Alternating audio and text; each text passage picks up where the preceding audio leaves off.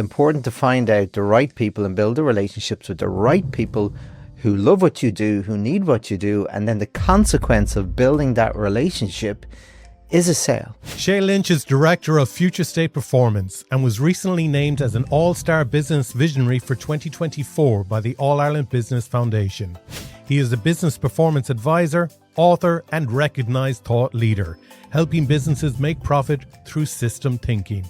He's also an ultra-marathon runner and knows plenty about goal setting, resilience, and adapting, even when under pressure. Today, we talk everything from sales to leadership. Listening to people is actually a superpower. You showing that you're listening to them and actually digging deep and demonstrating that you're listening is could be the only time that day that someone actually truly cared about them.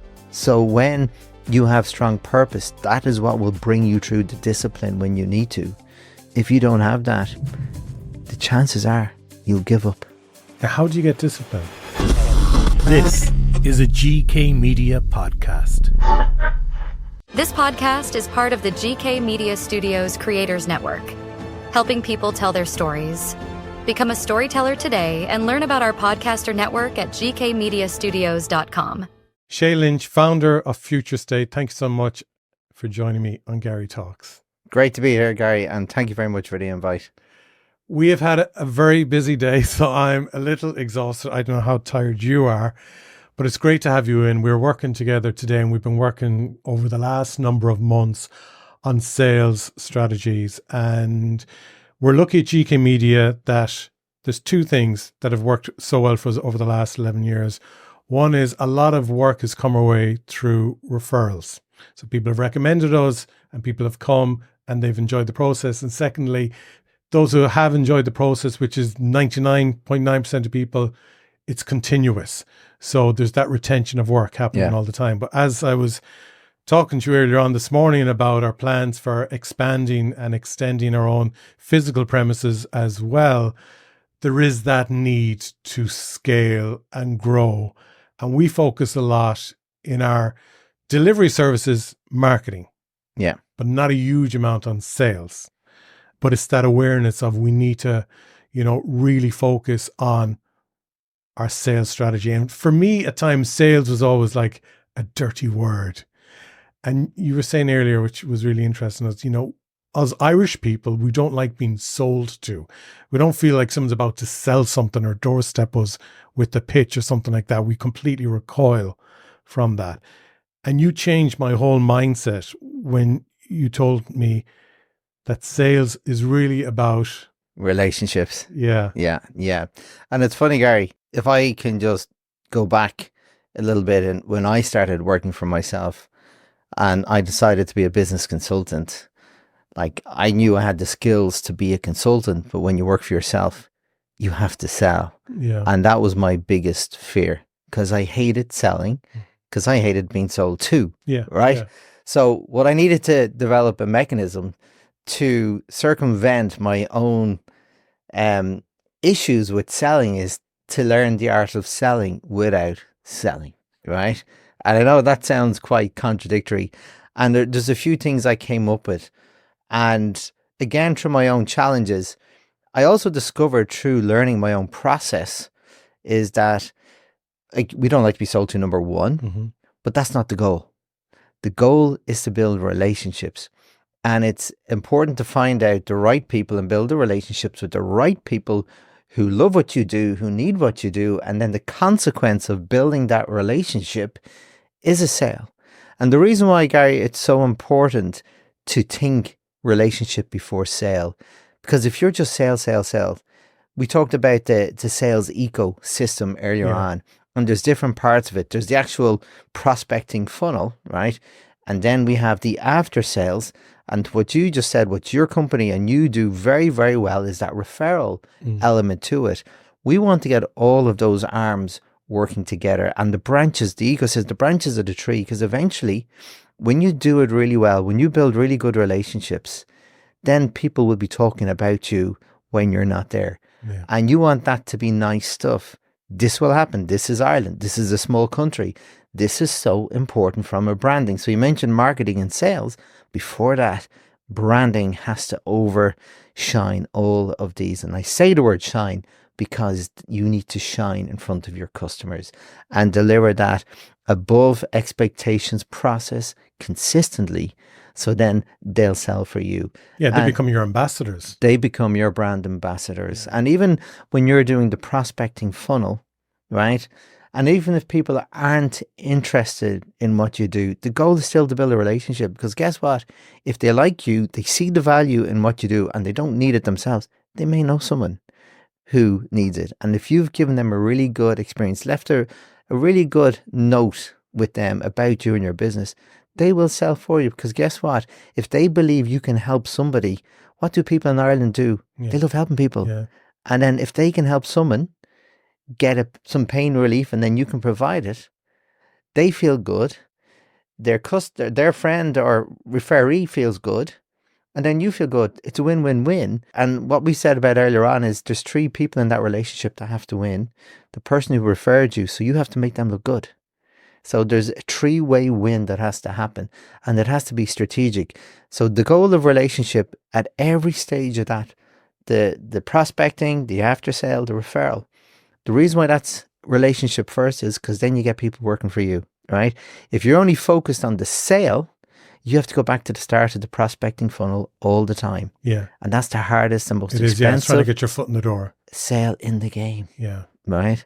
So that's where I've developed this mechanism. Sell without selling, relationships before sales. Yeah.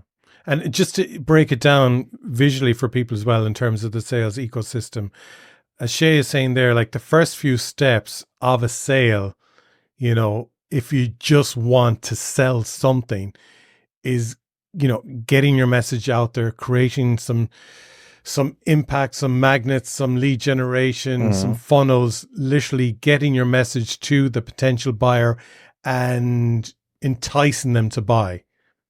But if there's no relationship there, that's the end of the journey. And what we've been talking about today in terms of the ecosystem is if you're building that relationship, it flows into then taking care of them during the process, post-process of the sale, growing that relationship so that they do want to come back to you again. And then, as you're saying then as well, that they do go off and recommend you to others, and you've done a good job for them. You then do a good job for the other person that they recommend. So everyone is happy. So everyone gets you back. And that's what grows your circle and your list of clients as such. Yeah. And this is the long game, as we said earlier on, Gary. But you have to build foundations, right? Yeah. You have to start at ground zero. And you cannot bypass it because it starts, as we've talked about on previous sessions, the branding element. What do you stand for? What is your brand persona?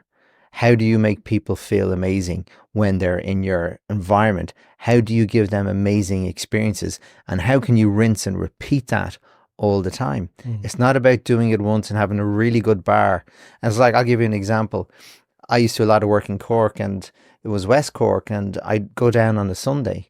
It was too far to drive on a Monday morning, and I love a relaxing Sunday evening. So I'd go down on a Sunday morning, and when I go to the check-in desk, they'd have a bowl of apples.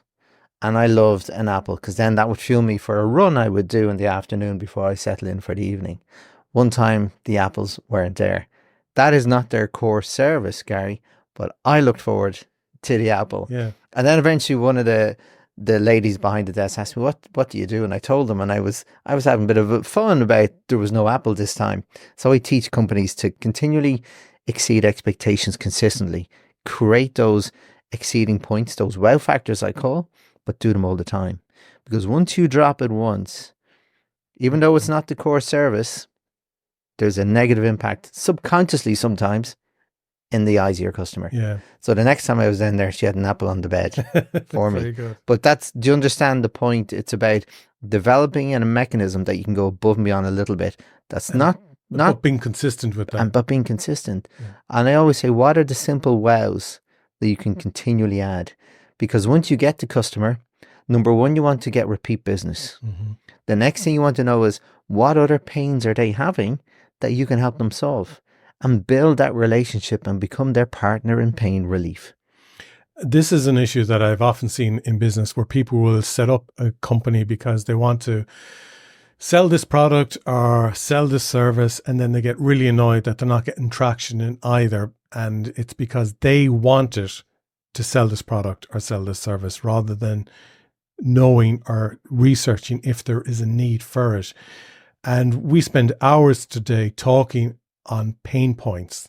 And it's so important for people in business to understand what the pain points are of their clients / customer or potential customers.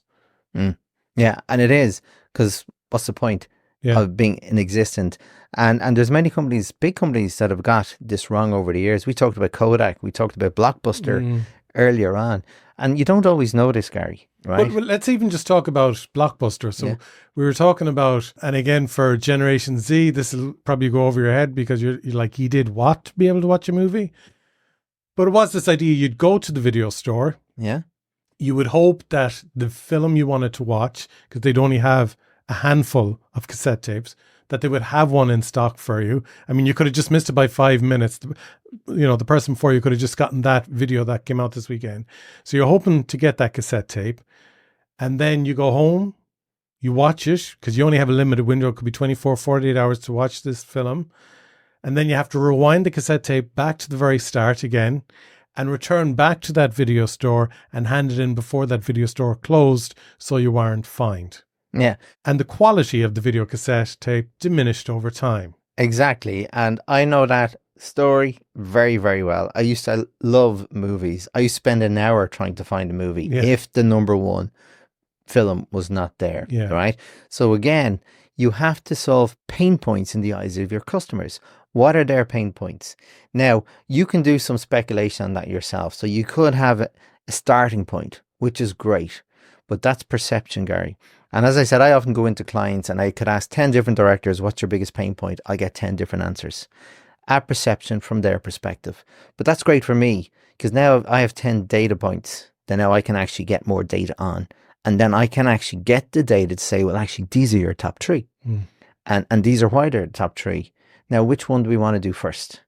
And the whole point is to be targeted, solve the biggest pain first. Or you could do a parallel strategy where, how can we get some quick wins? Get people motivated to buy into the process as well and engage with them, right? And then you do a little bit bigger all the time. But problem solving in business is the number one thing that we need to do. You see the world now, Gary, things are moving so fast, right? And with so fast, people are not sure what direction they need to go. So helping them strategize, and this is for me, this is for you. And we talked about some great strategies of how you can not only give them amazing video production to solve their immediate need, but we also came up with some great ideas to solve their actual business needs through the mechanism of storytelling and video. Right? And that's about not just solving one problem, it's becoming their partner in pain relief. And why pain? Why not adding value? And I know from my own experiences, when I was a business consultant and I was going networking, and this is when we actually networked in person all the time, 3 or 4 nights a week, right? And I was so excited about being a consultant, right? And I go into these, and I genuinely was proud. I've made this decision. And when people ask me, so Shay, what do you do? I'm a business consultant. And I was like, this, yay. Well, I wasn't doing that in reality, but that was what I was doing inside. Then people just went, okay, great. And I was going, what did I say? And I started to get quite insecure. And because, well, I suppose people feel that they don't need a consultant or something, that they're in the room, they know what they're at. And not only that, they think I'm going to sell them. Right. Because one lady actually backed away from me, and I could actually feel the invisible dagger go through my heart. And this is no joke, Gary. I really felt it. And I said, look, do I smell? Like, I literally said those words. You've backed away from me. I said, why? People are doing this to me all the time. It hurts, right? And she said that because people think you're going to sell. And that made me think about, well, me telling them that I'm a business consultant is just telling them I'm pretty good at things. People don't want to hear that. People want to know how you can solve their pains, because they need pain relief. And I started to toy with a few different phrases and taglines. And I got some traction with adding value. And And people, yeah, that sounds interesting. But where I really got the traction when I started coming up with taglines that would solve their pains. One of the biggest one is companies run out of time. So they say, Shay, what do you do? I said, I give business back their time. And that's it. I would say no more. If they said something else, they were inviting me in to talk, and I'd go deeper and develop a two-way conversation. And then they go, that sounds really interesting, Shay. Do you have time for a conversation? And once I changed the story on how I spoke about what I do and how it solved their pains and not about the amazing stuff I can do, because when you tell them how you solve their pains, it implies that you're good at what you do. Yeah. The world changed for me, Gary. It really did. And it opened my eyes on how to talk. And we were talking about it earlier, that when you're talking through the different stages of the funnel, we talked about lead magnets, demand creation, lead generation, and then we talked about when you're talking to people, it's all about them. Yeah. And this is not just relevant to business. It's relevant to people you're talking with. It doesn't matter what, personal, business, sports, friends, colleagues, whatever it is. It's about respect. Mm-hmm. And it's about caring about them. And what I say, I actually believe now listening to people is actually a superpower, because the world is so fast. Everybody cares about themselves. You showing that you're listening to them and actually digging deep and demonstrating, not just actually listening, but demonstrating that you're listening, is could be the only time that day that someone actually truly cared about them. Yeah. And that's not an exaggeration. That's the world we live in now. So you give your attention to them. Number one, you're asking about them. And we talked about how you develop conversations with them. And then when they ask you about you, Gary, it's still about them. Yes, you talk about how you can solve their problems, not about how amazing your services are. So it's always, when you're communicating with other people, it's always about them. Yeah. Always. And again, once I started to realize that, that's how I was starting to have conversations and deeper and going further down that sales funnel. And I was getting stopped. And then I realized, well, what do I need to do differently to get to the next stage? And as we were saying, the whole point is not about sales conversions. It's about taking feedback along the micro steps along that journey, and the micro feedbacks and the micro conversions. And once you get all them and you improve every single step along the journey, the sales conversions will look after themselves. Yeah. So many interesting points there. And one thing about listening is, like, it's been proven now that for people, sometimes it's more important to feel that they've been listened to rather than the solutions that you shoot back at them. Yeah. And there's that thing as well of, the journey of sales it is a journey, and it's just learning during the process, making micro adjustments all the time. So you're improving your sales process. And even if someone doesn't want to buy now, there could be a buy later customer. So you just don't suddenly write them off. You still stay consistent with your messaging. And I remember I was at a networking event before, and people were coming up asking me, and I didn't have a snaggy tagline. I just say, we produce videos and podcasts, and all right. And it would be gone again. And there was people coming up, and it was basically a case of, are you useful to me right now or not? Is what they were saying internally when they were asking, what do you do? It's a horrible feeling. Put me off networking for a long time. But yeah, we have to have that approach of the interest in listening to people. And it's a basic human need, is to be listened to, right? But it's not happening. And it's not anyone's fault, Gary. The world we operate and live in now, right, from a business perspective, everybody's overwhelmed. Everybody's to-do list, their priority list. There's no such thing as a to-do list with a few priorities. They're all priorities now, right? Everybody's overwhelmed. So, and why that's challenging on many levels, what's the opportunity for you? Number one, and we talked about this in the journey, you have a finite amount of steps to go from being liked to be trusted enough to try once. So the first point there is you have to be liked. Mm-hmm. How do you be liked? Like when you walk away from somebody that you've had a conversation with for the first time, first impressions, you often go, well, I really like that person and I don't know why. Mm-hmm. There's many reasons for it. One is that they probably asked the paid all their attention to you. They made you feel important and special. Yeah. And they truly did that, not just by asking you questions, by their body language. You could see, and you're taking information in a subconscious level. You don't even know why. But there's all these subtle cues that your brain takes in that you're not conscious always of. And then you have situations where I'm not sure about that person. I don't know why. Because maybe what they were saying and their body language wasn't congruent. Mm-hmm. Right? And the people pretending to listen to you, but they're looking all around the room at who else is there. But that's one. And then there's the other element, Gary, where people are genuinely nervous and they don't know how to act sometimes. They may feel a little bit intimidated by being in a great presence of a great person like Gary, right? Okay. People can be intimidated in environments. So there's many different reasons. So again, sometimes it's about, and we were talking about this, we won't go into politics, right? We were talking about even if you don't like certain candidates, I always challenge when I'm doing training my students about how can you remove your biases and actually take new data in again about someone that you don't like and think critically about them and take that information in. That is hard because we have biases for a reason. They're there to protect you, right? But we can use them. They help you make assumptions that are not always right. Okay, but they're there. They work quite a lot of the time, but not 100%. Yeah. So it's a challenge. And in the world we live in, again, we're so fast. That's getting harder and harder to do. But it's a powerful thing when you can.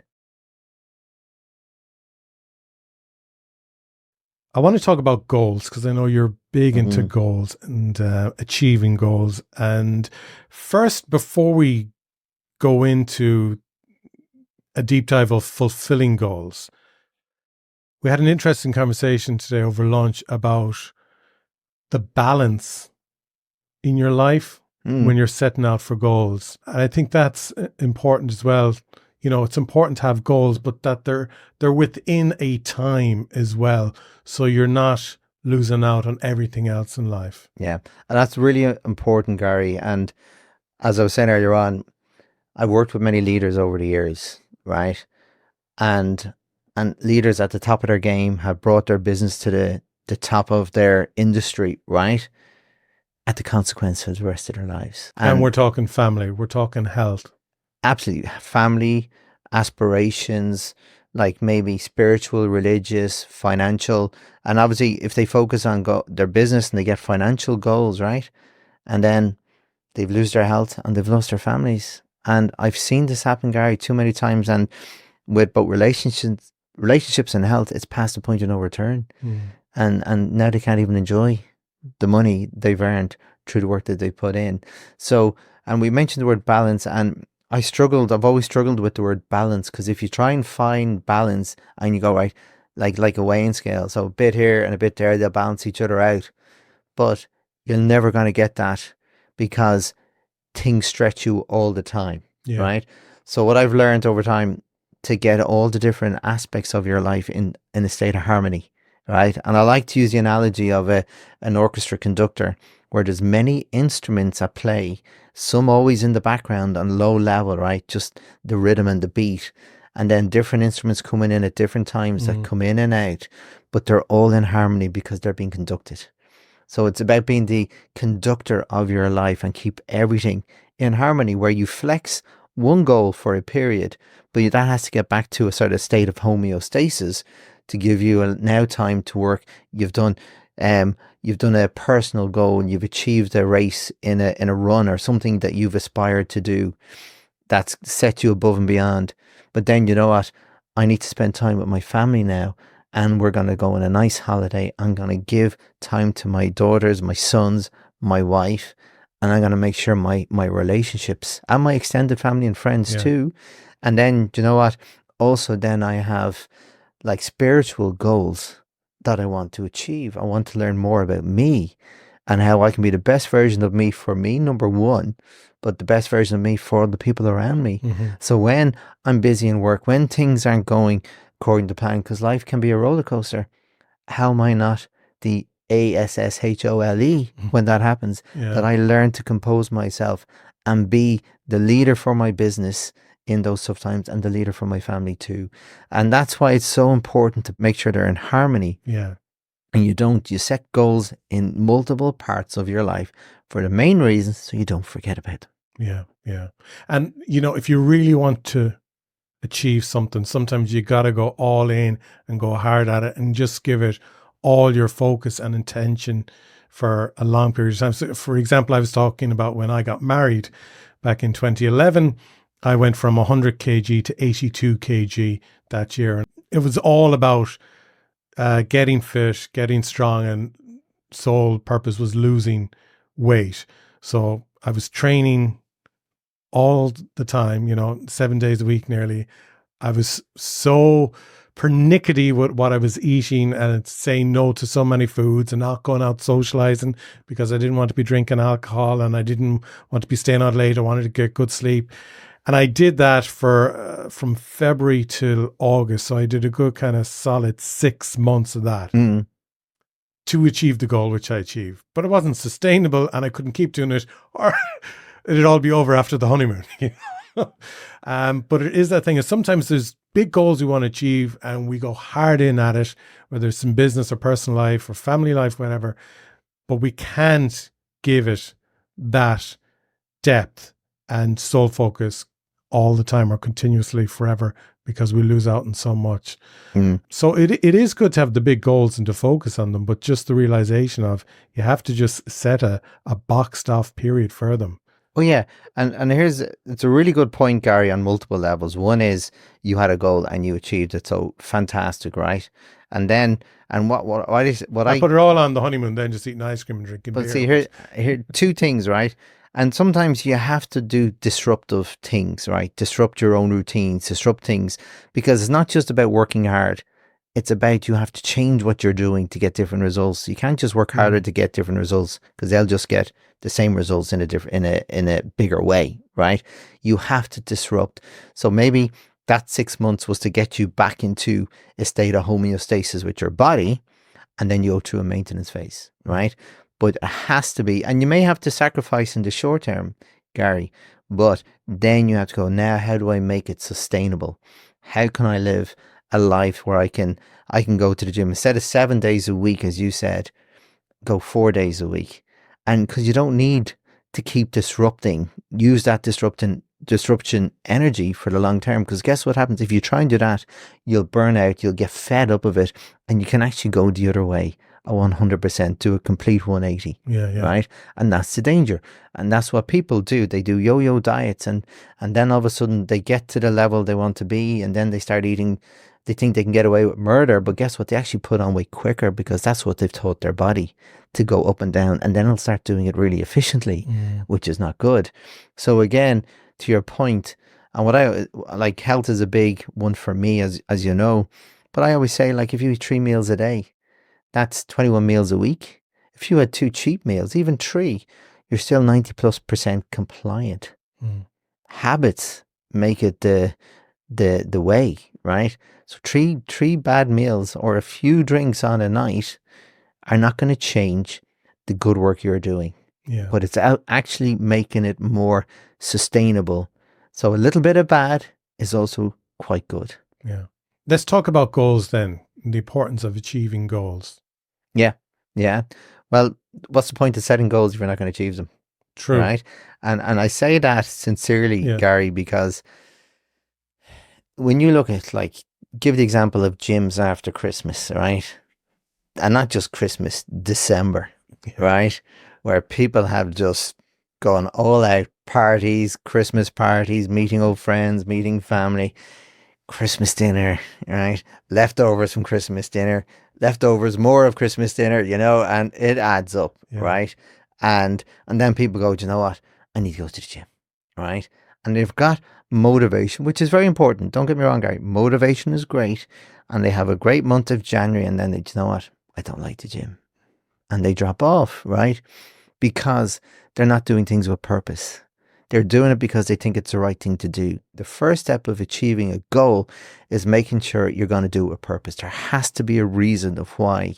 And even people who give up smoking or trying to, if they don't have a reason, they can try, and they more than likely fail because they don't have a reason. Yeah, they know it's good for your health to give up smoking. It's healthy not to smoke, and my health may improve. But is that good enough? Yeah. People know it's unhealthy, but they still do it. So it's not.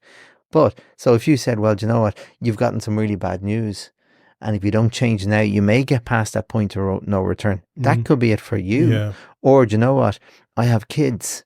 I want to teach them good behaviors. I don't want them to see me smoke. That could be the one for you. That could be the purpose.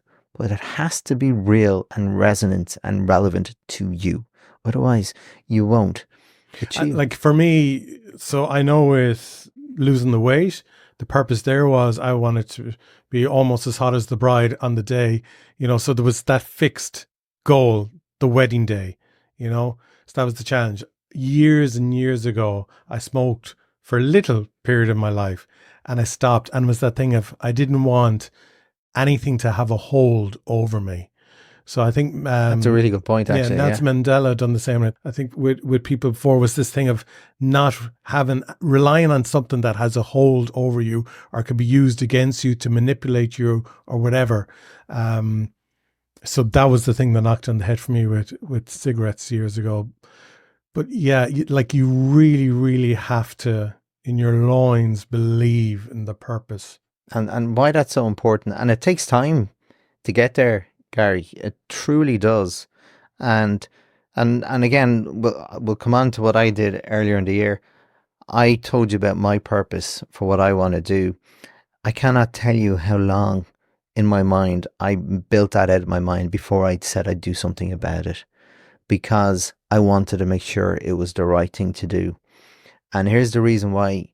You mentioned the word motivation.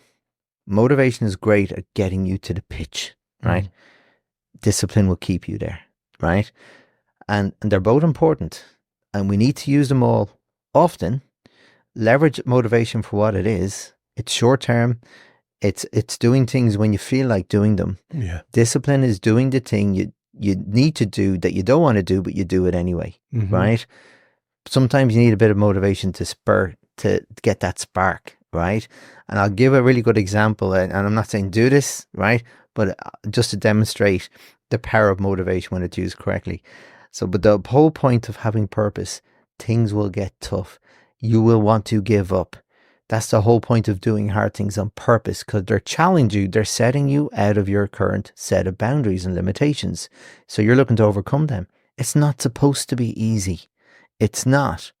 So when you have strong purpose, that is what will bring you through the discipline when you need to. If you don't have that, the chances are you'll give up. Now, how do you get discipline? Practice. So let's talk about motivation first, right? So as humans, we're really good at setting intentions for future events. Yeah. Right?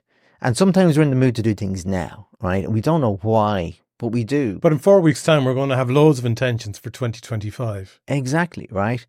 But those intentions are for next year, right? Not now, right? So for example, if you decide I want to start running before work every morning, we've got great motivation to set the alarm clock the night before, okay? And then when 5 o'clock comes, snooze button, snooze button, snooze button, right? And then we're disappointed in ourselves and we feel let down and we think we're not good enough to do this. So there's a mental element that will actually work against you to try and do it again, and you give up, and you're worse off than when you were before having thought about getting up at 5 o'clock, because you feel you can't achieve anything, right? So it can work against us. So how do we work it for us? And this is just an example, Gary. So if you decided, right, you want to get up at 5 o'clock in the morning. I did it this morning. I set the alarm for 6:20. Oh, fair play. I snoozed it. Yeah. Did you actually get up for the No, there we go. So do you want to hear a way of absolutely getting up? Okay. Right? Number one, you have to get that trigger energy, right? And what I mean by that, you have to get a reason to get out of bed, right? So here's an example. 6:20 is what you set your alarm clock. I'm going to propose you get a second alarm clock, set it for 6:25 and put it outside one of your kids' bedroom, right? Because I guarantee you will get up. And I'm not saying do that, but you understand, you're motivated now to get up. Yeah, okay. Absolutely. And then when you're up, then you want to go for a run. And I do a lot of long distance running. And sometimes when the weather is absolutely miserable, I've been at my desk working and I don't have any energy because I've been sedentary for a while. So your body goes into a different state. You've no mental or physical motivation whatsoever to do a run, and your brain will convince you not to do it. Your brain doesn't want you to do something hard because that involves energy, it involves risks, and it wants to protect you. That's your brain is a protective and predictive mechanism, and it will convince you. If you give it enough time, it'll convince you not to do it, and you'll justify it, right? Absolutely. So you have to override your own programming. So let's step back. We talked about, even in some of the business stuff, we have to make it frictionless for your customers, like make it easy for them to go in your favor, not against you, right? So remove the friction to buy. You have to remove the friction from doing what you're doing and break it down into its smallest components. Like James Clear talks about atomic habits. Yeah. You want to go for a run. So when I have to think about these big, long runs, and sometimes over mountains, right? I don't think about it. I absolutely do not think about it. I think about, well, my first goal is to put my clothes on, my running clothes on. That's my first goal. Tiny habit, tiny step, right? Easy. And then once I've done that, my goal is just go outside the front door, close the door. And then I decide, should I go for the run? Guess what, Gary? Never once when I've broken it down like that have I gone back in the door. Because one, I've got up, I put on my clothes, I've gone outside the door, I've created a bit of energy now. I actually feel mentally and physically better. And now I'll go for the run. And I've never not gone for the run taking that approach. So breaking it down to its smallest components, and even to make it, if it's like 6 o'clock in the morning when you get up, make sure they're the first clothes you see. Your runners and your running clothes are beside your bed. Yeah. So make it as easy as possible. And if you struggle, put that alarm clock outside your kids' that definitely work. bedroom. They'd kill me if I They'll woke kill you. up There and you have go. sex. There you go. That's motivation. That's how you leverage motivation. Just in terms of goals, then just go through the sequence, the acronym that you've come up with or whatever. So, like, I knew I was good at achieving stuff, partly because I'm very stubborn. I don't like, to your point about having something a hold on me. Yeah. I didn't like stuff that could control me. And if my mind didn't let me do stuff, I didn't want my mind. We don't control our minds. We have to lead our minds. There's programming there that we need to leverage, right? We can use it for good. We can use it for bad. So we want to use what's there and leverage. Even if you think they're bad patterns, like that tell bad stories, we can actually repurpose those stories. Yeah. It's powerful. So I did a lot of deep diving into all of this. So the simple thing, Gary, is I created a 7-step process called Conquer Your Goals, right? And they're not all chronological. The first 3 are the CON. That's where are you today, your current state, right? Understand where are you in relation to this goal, good, bad, or indifferent, right? And then you could also use it as current state in multiple parts of your life. Where do I need to work on most at this moment in time? So you can use it as a way to find out where are you lacking or where do you want to improve, okay?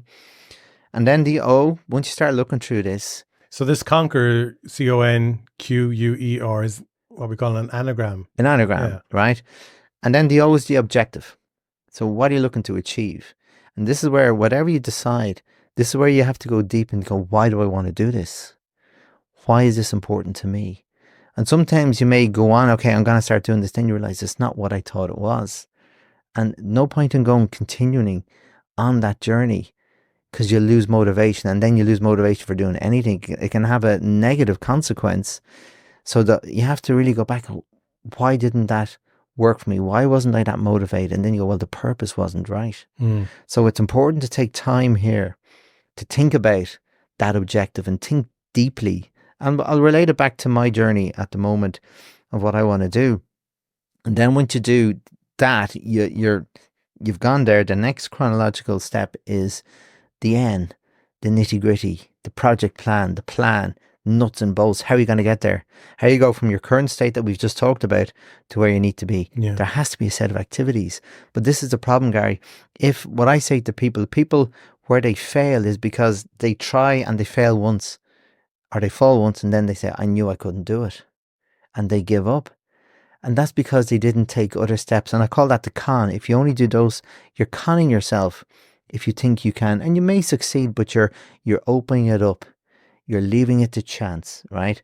So they're the 3 chronological steps that will take you from the day you start to the day you finish, right? But then the QUER sit over on top. Q is to qualify to help. You don't have to do it on your own. The best people in the world don't do it. Never got to be the best people in the world by doing it by themselves. So find out the people or the things that are going to help you get there, right? Yeah. And then the use and block the obstacles. There's internal obstacles. That's the stories you tell yourself you're not good enough.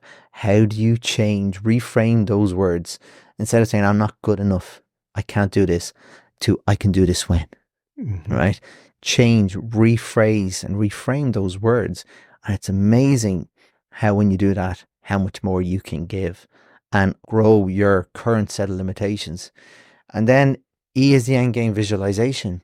This has to be all the way through. Once you've set that objective, you have to eat, sleep, and breathe it for a period of time. Yeah, that visualization of you having achieved your goal is massive. Yeah. And then how do we get the neurotransmitters to respond to all this? And this is where recognition and reward. So we are driven by hormonal hits, right? Our neurotransmitters. And we've got a range of them, like dopamine, serotonin, oxytocin. They're the three main ones people know, right? And adrenaline and neuroepinephrine, right? They're the ones that people know. And then we have the endorphins, the happy hormones, they say. And then you have anandamide, which is the bliss hormone. These are just some of the neurotransmitters we have. So we want to make sure we get our hits of whatever to achieve our purpose. That's why the purpose is so important. Then when we start doing these activities, they mean something. And if you say you're going for a 5K run and you achieve that, you get that reward, that hit. And then when you celebrate, the whole point of the recognition and reward is to celebrate. If you celebrate and qualify to help you bring people on the journey with you, you strengthen those synaptic pathways. The dopamine hits are going to help the serotonin. And then when you celebrate, the oxytocin is the sort of friendship, love hormone. When you create those bonds with people, that's going to encourage you to do that behavior. Your brain will reward behaviors. So make those behaviors good. It'll also reward bad behaviors. So if you turn to like whatever, alcohol and drugs, when things to get those hits, your brain will reward you to say, we want this again. Yeah. But you have to use them for good. So that's why those 4 steps overarching the chronological steps are so important. And again, I've done an ultramarathon this year, and going back to the purpose, I didn't just do it for the sake of doing an ultramarathon. I'm doing it because I want to raise a lot of money for charity. And I raised money, as I said before, I did a boxing fight and raised money for Our Lady's Hospice to honor a friend's mother who passed away, and they were amazing to her. So I raised money for them.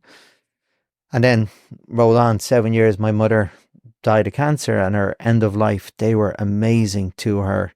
And I can't tell you how much it touched me and my family. And I always felt it was great karma coming back.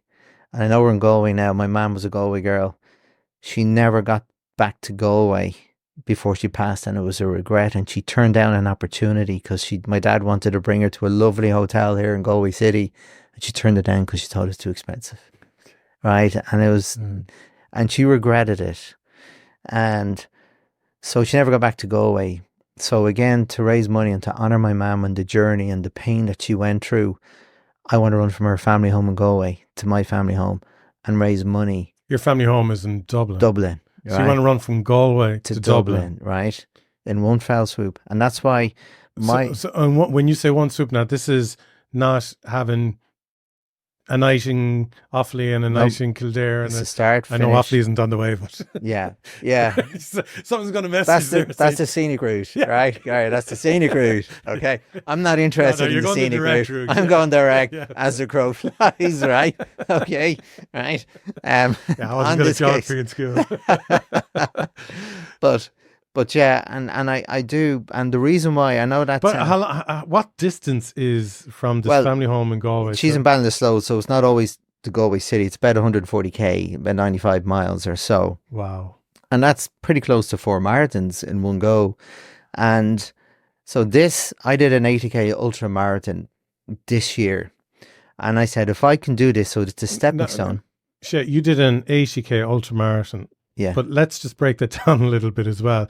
This wasn't flat. No. This was up mountains, down mountains. You tore a calf muscle, you cracked a rib. Like, it was a horrendous experience. Pretty much, right? It was horrendous, amazing, horrible, epic, all rolled into one every minute of that race, right? And I'll explain that. That sounds very, very hard to comprehend for people. And it was over mountains, the Wicklow, all over the Wicklow Mountains. And again, just by the way, before I go into the journey, we talked about the different areas of our lives. I made a commitment that if I'm going to do this journey, it has to complement my health. So I did what's called goal stacking, right? So I did a lot of physical. I went to cardiologists. I went to gastrologist. I went to many experts to give me the go ahead of my body, right? To make sure that my body can do it, number one, right? And then I actually did some genetic and metabolic testing to actually see, well, what am I disposed to genetically and what do I need to overcome? And also, even pre to this, I had grade 3 hypertension and heart disease, and I had to make sure they were cleared before. And I did this all naturally. And so this has been a long journey in the making, Garry. It's been a few years in the making. And so whatever commitment I made, it didn't just have to not damage my health. It had to improve my health for the long term. So whatever I've learned on this journey has to improve my health. So, and I'm not joking, Garry, when I say the genetic testing and metabolic testing, like, were unreal in terms of how I tailored nutrition and a tailored new supplement plan to improve my health. And then the whole point of talking about the mindset, the breath work that I needed to learn how to breathe effectively. So we all breathe, but I'll tell you now, 99% of people, even more, don't know how to breathe correctly. So I had to make sure my breathing improves, and that's breathing through my nose and out through my nose, even when I'm going up these crazy hills, because that's how you should breathe, you know? Not out through your mouth. Not through your mouth, okay. Right? And I can tell you again, there's so many benefits to it, and that engages the parasympathetic system, the calming part of your system, not the fight or flight. When you're breathing through your mouth, you engage the fight or flight, right. And it releases the hormones. So very simple. Like, your brain, as I said, is a protective mechanism. If your breathing changes, so it sees, if your brain thinks you're still in the jungle, hunter-gatherer style, and your breathing can tell your brain, okay, maybe you need to get out of danger here. And so releases the fight or flight hormones, adrenaline and cortisol. So you have that amazing set of energy to run up a tree and get out of dodge for a short period. And then what's really important, when you get out of danger, it releases a cocktail of dopamine, serotonin, oxytocin, and a few others. And that is like the cocktail of happy hormones that you've overcome adversity, right? But the thing is, we live in a world now where our brains thinks we're in these jungles. We're fight or flight because we're breathing. We've got all these priorities, and we're overworked. We're overwhelmed at work. And then we're compounding that by releasing stress hormones all the time. So this breath work that I do, even when I'm 60 kilometers in, I'm still breathing in for 4 and out for 6. And the fact that I breathe longer on the exhale and through my nose, my brain knows I'm calm, and it releases the calming hormones. And it's so powerful if you want to get in the moment. And I was saying to you, I'm a time-bound person, 60 kilometers in, time meant nothing. Like, I'm not going, oh my God, I have another 3 hours to run. I was going, oh my God, I've only 20 kilometers to go. And I was able to get there through my breath work, right? And it was fascinating. But going back to genetic testing, I ate a lot of food that has a lot of B vitamins in it, but my genetics tell me I don't break down B vitamins from food. I'm a what's called methylator. And my metabolic test confirmed that. So I have to take a certain type of B complex, a methylated form. And when I started taking that, Garry, my energy shifted to another gear. And not like I can always do the activity, but it's the recovery that made a difference. I recovered faster. That allowed me. Is that from a blood test then that you get that metabolic breakdown? Do you know what? It was a swab test, a mouth swab test.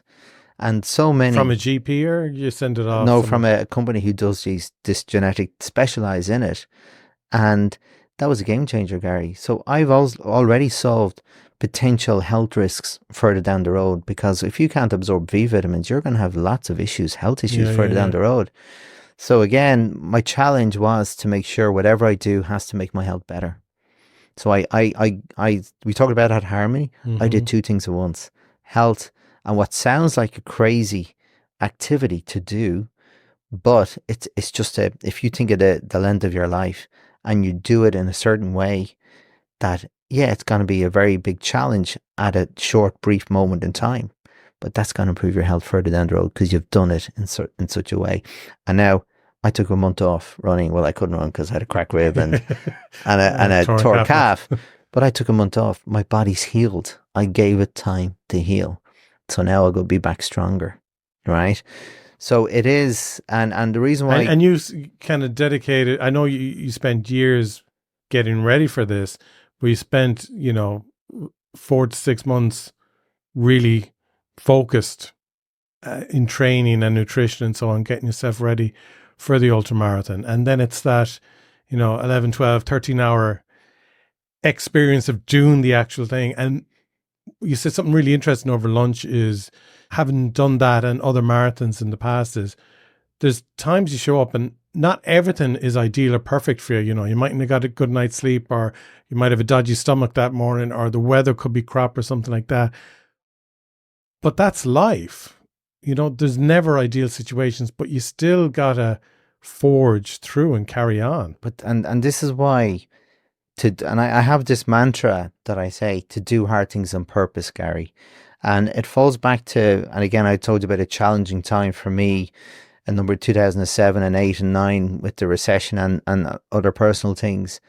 Life hits you. Life is a roller coaster. We have to give ourselves the skills in life to deal. The world has gone soft, Gary. We're not, like, we've made the life. I know we have first world problems, don't get me wrong, and they're very real, but we're not life in danger real. And there are a lot of these problems, a lot of them are fear-based because we don't know how to deal with certain things. So how do we deal with it? Is learn to do hard things on purpose, right? Truly. And it gives you the skills. And again, we talked about people fail at achieving stuff because they've only built a happy path, right? And I talked about unblocking the obstacles. So there's two types of obstacles. The internal, the stories we tell ourselves we're not good enough and we're never going to be able to achieve that. That's what your brain wants to tell you, right? Because it doesn't want you to do it. It'd love you to sit on a couch watching Netflix all day long because it doesn't want you to hurt yourself or be in danger. And then the external inputs, the obstacles and what people tell us and family members, you can't do that. Don't do that. That's not good for you. Or all the other obstacles that are in front of you to stop you. We have to I'm not saying plow through them with tunnel vision, Gary. We need to take feedback. But I gave you the example, like, you have to stay on course, right? Yeah, you may have to evolve and iterate and tweak that course, right? But you can't fundamentally change or do something different and go the opposite direction, because every time you do that, you're just going back to the start. Yeah. Right? You need to say, this is my big goal in life. And like, that's part of your big goal is to be happy. Happy involves family, involves your kids, and involves having the energy to enjoy all that, run a business and make sure they're all harmonious, right? And happy for me is very important, but happy isn't on a couch watching Netflix. Happy is overcoming adversity. Happy is improving your boundaries all the time, little by little. Happy is making sure your family are happy, right? All these things we have to build, and there's so many obstacles in life to stop this.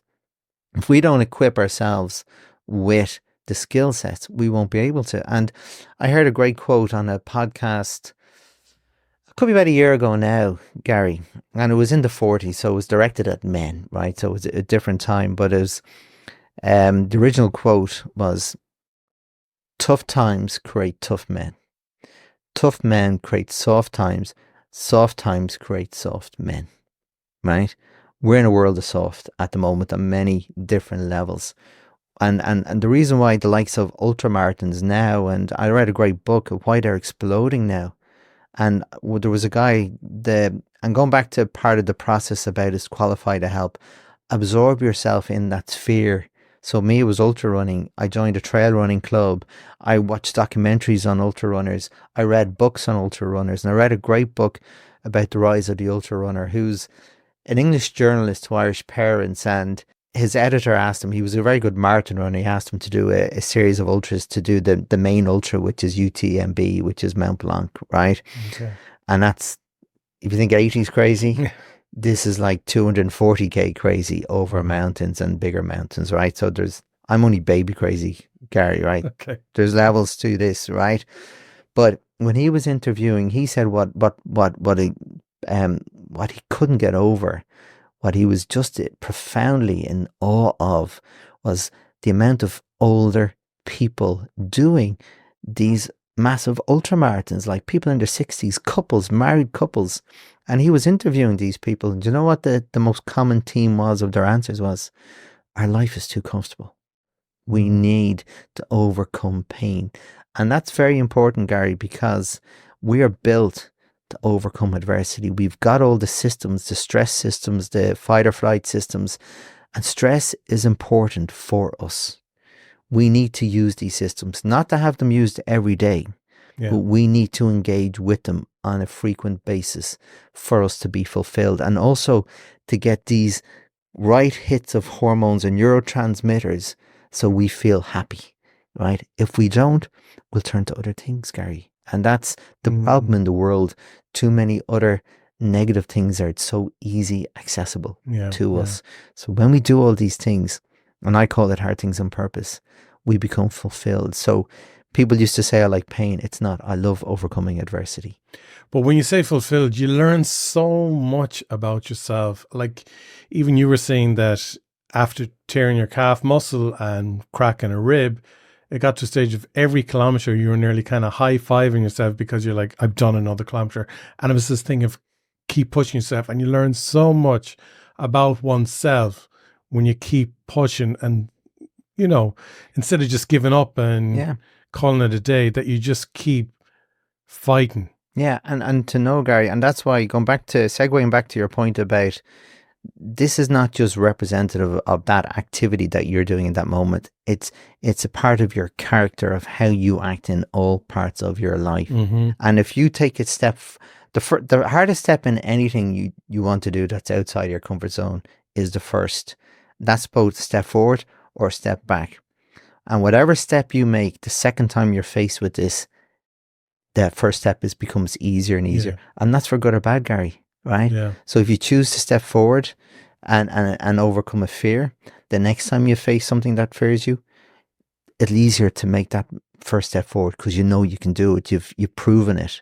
But also if you go backwards once, it's easier to go backwards. So it's very reflective of how you act in the different parts of your life. So that's another reason of how you learn about yourself.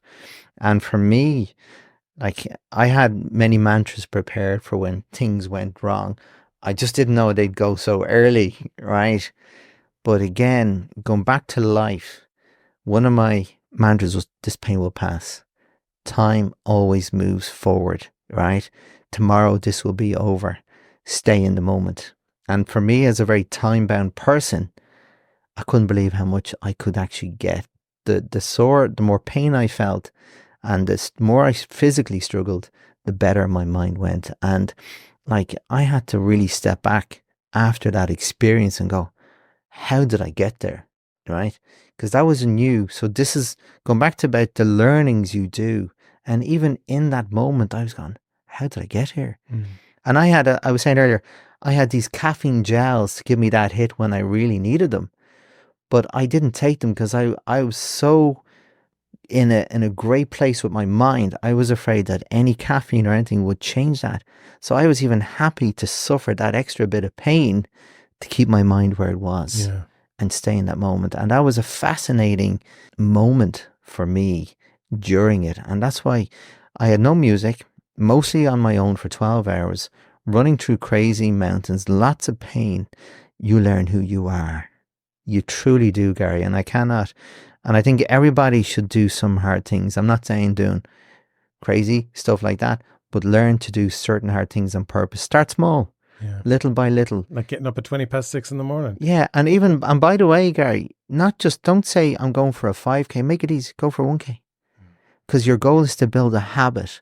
Start small and start building the time on the idea of doing this on a regular basis, even 500 meters, right? And even if that 500 meters is a bit of a walk because you're only starting, that's okay. Set yourself very small goals and build. I didn't go out. I didn't say like I'm going to do an 80K ultramarathon and go tomorrow, I'm going to do the 80K ultramarathon. Yeah. I had to build up slowly. And again, one of the other things my genetic test said, I suffer with soft tissue damage. I can't tell you how many times before this race I've been injured. I told you I did Dingle and I hadn't run in 5 weeks, right? And this was the first time through knowing, again, not just B vitamin, certain amino acids I don't absorb. So I have to take a certain type of amino acid that helps repair and regenerate your soft tissues. And I was going, I'm so happy I'm not injured until an hour into the... But again, turning my mindset to gratitude that I still had a chance was absolute a game changer during that race. Kind of goes back as well to sales and all that as well, where, you know, the times where things mightn't all be going to plan, and not to embrace the challenge because no one likes to, but you know that you can get through those hard times, those difficult times, those quiet times, the time does pass and so on. And know that there is a good, strong fighter within you to keep going. And that's like, it's especially true in life, Gary, and especially true in business, especially as a leader in your position. But when it comes to sales, it is fundamental, right? You will not be a good salesperson if you don't have that tenacity and resilience. You have to, because you get so many doors slammed in your face.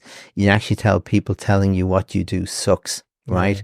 Even if it doesn't, and it doesn't, but that's just a moment that person is in, and that's their karma, not yours. You're just in the wrong place at the wrong time, right? You have to allow yourself take all these hits. And I love the Rocky, like, because it's one of my favorite. Rocky poster in our office. Yeah. I have it at the back of my home office as well. And it's like the world ain't all sunshine and rainbows. It's a very mean and nasty place. I have that there on my wall to remind me to not play the victim. And when I'm taken to the floor, to continually get back up. And that's what it takes. You have to have that mindset in sales. You have to build a process, as we're doing. And then, no, it's not just about a process. You have to build a mechanism that touches people, even at the prospecting stage, that adds value to them before the sale. You make them feel important. You give them something to continue thinking about you, Gary, in a positive way. And it will eventually. It's the law of averages. It's the law of percentages. And it's about being very targeted and building your first step, your first understanding of the best way to get there. But it's not the best way. It's your first understanding. It's all theory, right? Now you have to learn. Now your goal is not to get it right in the beginning. Your first goal is to get it started. Build what you believe. And then your commitment is to continually iterate and improve it by getting that feedback, those micro feedbacks. And little by little, over the course of 6 months of the year, you're going to have an amazing sales ecosystem. But you have to stick to it. Because remember we talked about in the canteen example, right? The healthy queue and the unhealthy. The healthy queue and the unhealthy queue. They're both busy, right? And you start the healthy queue because you have this really good intention. You've got this willpower, Gary, right? So you join the healthy queue. Join the healthy queue, but it's slow. And the further you keep going up little by little, that smell of that burger and fish and chips that you love starts to get stronger and stronger. And eventually you're going to know what? Today, and only today, I'm going to go for it. But guess where? You have to go back to the start of the queue. Back at the unhealthy queue now. And the start of it, right? So you have to understand, if you keep chopping and changing, you'll always be at the start. So that's why you have to tweak. You have to get feedback, because you don't just go tunnel vision, Gary. You have to get feedback and continually tweak. And the analogies I like to use are either a boat on a sea or a plane in the air. they have many variables to contend with, right? So the winds and the waves and the tides are pushing them off course. So they're spent 95% of the time off course. But guess what? They get data, they get feedback to bring them back on course, right? And they start off course. Like if you look at a channel and you go point A to point B and as the crow flies and you say a boat, I'm going to go there straight across, but then you've got this tide, it's going to push you downstream, right? So you have to learn how to negotiate that, but know there's an end game and have to figure out the best way to get there and keep tweaking that all the time. Yeah, because I always say, even with goals, using the boat analogies, you need to know ultimately where your destination is. Otherwise, you're just going to be bobbing around in the water. Yeah, with no purpose. Yeah. And just keep ticking over it. You may do some things good and you don't know why they're good, but you do them, and then some things bad, you don't know why. But Exactly. you get some good results, some bad results, and you just keep ticking over. But even mentioning purpose there, and I think it's, we spoke about purpose, the importance of goals and all that, but I think even in sales, knowing your purpose, knowing why you do what you do, like it has to be genuine, it has to be authentic. Like if your goal in your sales process is to help people, you genuinely need to be someone who wants to help people. It has to be truly part of your purpose. Otherwise, it won't work in your ecosystem. And I can't tell you how important that quote is, right? Otherwise, you'll never. And when I started this process, I grew up, my dad was a jeweler, right? And I grew up in the business with him, and I saw how he worked, and he was a great salesperson, but I didn't understand why. And then when I built, for my first business, when I built my sales process, and then built, as we talked about, well, where are the touch points, right, for the prospects, even before the sale, and then how do we make them amazing touch points and add value and give them a great experience, right, even before the sale, right? Yeah. Building that, going from that being liked to be trusted enough in a very short, finite amount of steps to be given the opportunity to try once, right? And I built all this, and then I started teaching it, Gary. Once I left that business, once we turned that around in the recession, I had a purpose to help other people do what I did.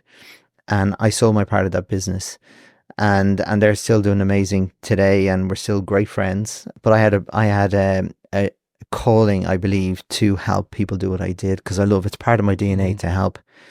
And the reason why I'm telling that is when I said I better do some sales courses to learn the jargon and the lingo and all that, so we could talk to salespeople. And then when I was learning, I was saying to myself, my dad did that. My dad did that. My dad did that.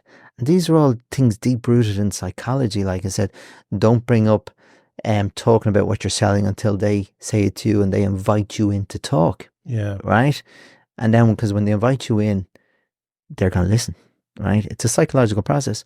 Well, my dad did that. My dad did that. Because it's like the thing, if you're in a shop and someone comes up and says, what can I help you with? You kind of, again, you recoil. You recoil and close up. Yeah. And then I realized when I came to it, my dad did all that because he was a really good person who wanted to make sure people went away with something they really and truly wanted, and he gave them the best deal.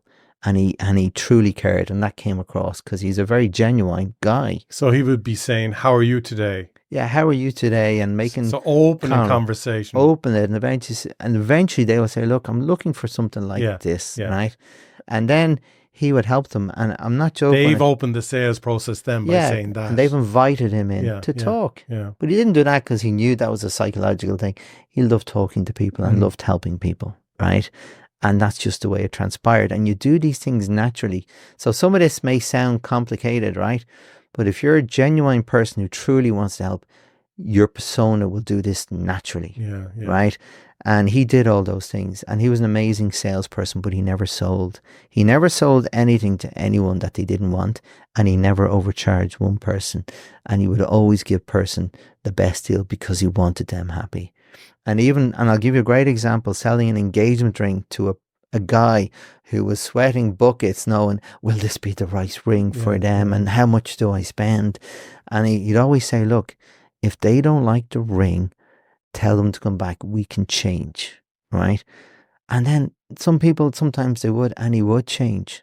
And guess what we talked about, Gary, about the importance of giving that experience. Then they would tell their friends, their other friends, and so forth. And because he looked after them so well, they want their friends to be looked after, and they knew my dad could look after them. And they were his best salespeople, Gary. Mm-hmm. And I can't tell you many times where I've been in situations where people have said, I have a great jeweler, because I wear a bit of jewelry. I know a great jeweler. And I said, well, my jeweler is better than your jeweler. And they go, no, my jeweler is better than your jeweler. And then we find out we're talking about my dad. Okay. And that's happened multiple times. Brilliant. And that's, again, talking about relationships. Yeah. How you build relationships that last. And he opened we did a little sort of mapping out on this. There was his first customer when he opened his shop in 1967. And we reckon over the course of all those years before he retired, there was over 1,000 people that she brought in or connected to her. 1,000 people. I know it's a long period of time, wow, but that's a lot of people, right? And that's built slowly, step by step, the long game. Yeah, absolutely. When are you going to do your big run? Planning next year, Gary, but I have another, maybe this time, maybe September, October next year, but I've done 80 over mountains, right? And I'm going to 140. So I need a little bit of another race in between. So I'm planning to do 100 in May, right? Okay. Through another ultra through the mountains, but not as crazy elevation as what I did. And then that'll May, another month to recover. So I come back stronger and then get into running for this in maybe late September, October. Brilliant, for charity. Next year for charity. And I don't take these things for granted. I truly hope my body can do this, because I really want to do it to raise money for an amazing hospice who do amazing. And again, Gary, it's a horrible time for people and families, but these people are vocationists. They truly care. Yeah. And people who are very stressed, knowing their end of life, very anxious, and how they deal with them is just, it has to be seen to be believed, Gary. Yeah. And it touches you. It truly does. And it leaves an imprint on you. And that's why I'm doing it. And I'm doing it to honor the strength my mom showed and to be strong enough for her. Good. And that's the purpose. Good man. And if people want to get more information, you can find Shay Lynch on LinkedIn. We had a great buzz today. You were writing notes on the whiteboard. I was beside you writing other notes. Then I was writing notes on the computer, writing notes on my notepad. I have to put it all together into one system eventually. But we were just buzzing for hours today with ideas and plans and so on. And it was really, really great fun. And I know we've been doing it for the last few months and we'll continue to do it. But look, thank you so much. I know I'm in good hands, safe hands, trustworthy hands. And I've someone there as well, shouldering our business to help us reach the goals we want to reach. So thank you, Shay. You're welcome, Gary. It's an absolute pleasure. And I don't do this with companies unless I really, truly believe I can help them. And it's always great to work with people who really want to take their business forward and learn new things and apply them. And that's what I love, working with companies like yourself, because I see it being impacted and I see it acted upon. Yeah. And that's great for me. And it's just great. I love brainstorming and I love helping. So this is what I love to do. Brilliant. Continued success. Brilliant. And thank you. And likewise, Gary. And thanks so much for having me on your podcast. It's been a pleasure and it's always great to have a chat. Thanks, Shay.